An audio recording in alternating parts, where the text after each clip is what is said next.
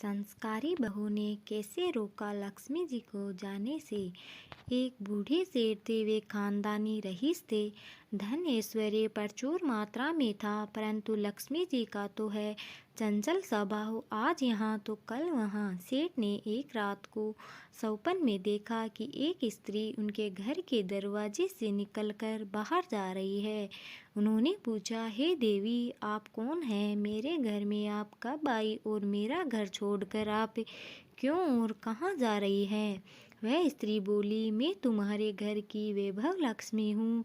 कई पीढ़ियों से मैं यहाँ निवास कर रही हूँ, किंतु अब मेरा समय यहाँ पर समाप्त हो गया है, इसलिए मैं ये घर छोड़कर जा रही हूँ। परंतु सेठ जी बहुत ही धार्मिक और निष्ठावान व्यक्ति थे।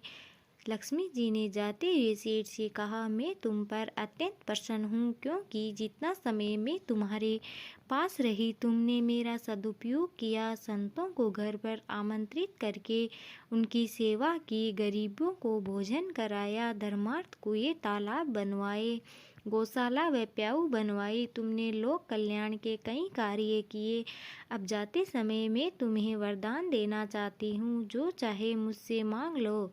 सेठ ने कहा, मेरी 4 बहुएं हैं, मैं उनसे सलाह मशवरा करके आपको बताऊंगा। आप कृपया कल रात को पधारे। सेठ ने चारों बहुओं की सलाह ली। उनमें से एक ने अन्न के गोदाम तो दूसरी ने सोने चांदी से तिजोरियां भरवाने के लिए कहा, किंतु सबसे छोटी बहू धार्मिक कुटुंब से आई थी, बचपन से ही सत्संग में जाया करती थी। छोटी बहू ने कहा, पिताजी, लक्ष्मी जी को जाना है तो जाएगी ही, और जो भी वस्तुएं हम उनसे मांगेंगे वे भी सदा नहीं टिकेगी। यदि सोने चांदी रुपए पैसों के ढेर मांगेंगे तो हमारी आने वाली पीढ़ी के बच्चे अहंकार और आलस में अपना जीवन बिगाड़ देंगे।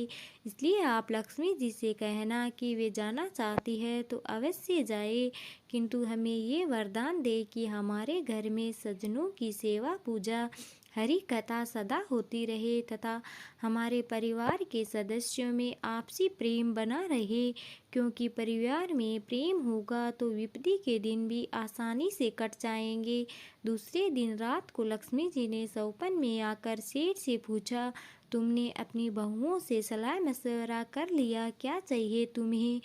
सेठ ने कहा, हे माँ लक्ष्मी, आपको जाना है तो प्रसन्नता से जाइए, परंतु मुझे ये वरदान दीजिए कि मेरे घर में हरि कथा तथा संतों की सेवा होती रहे तथा परिवार के सदस्यों में परस्पर प्रेम बना रहे। ये सुनकर लक्ष्मी जी चौंक गई और बोली, ये तुमने क्या मांग लिया? जिस घर में हरि कथा और संतों की सेवा होती हो तथा परिवार के सदस्यों में परस्पर प्रीति रहे, वहाँ तो साक्षात नारायण का निवास होता है, और जहाँ नारायण रहते हैं वहाँ मैं तो उनके चरण दबाती हूँ, और मैं चाहकर भी उस घर को छोड़ नहीं जा सकती।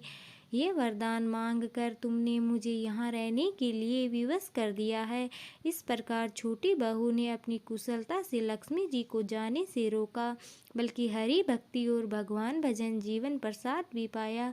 तो दोस्तों, पुण्य के काम करते रहिए और परिवार में प्रेम बनाए रखें। कहानी अच्छी लगे तो लाइक कमेंट करके ज़रूर बताएं। धन्यवाद।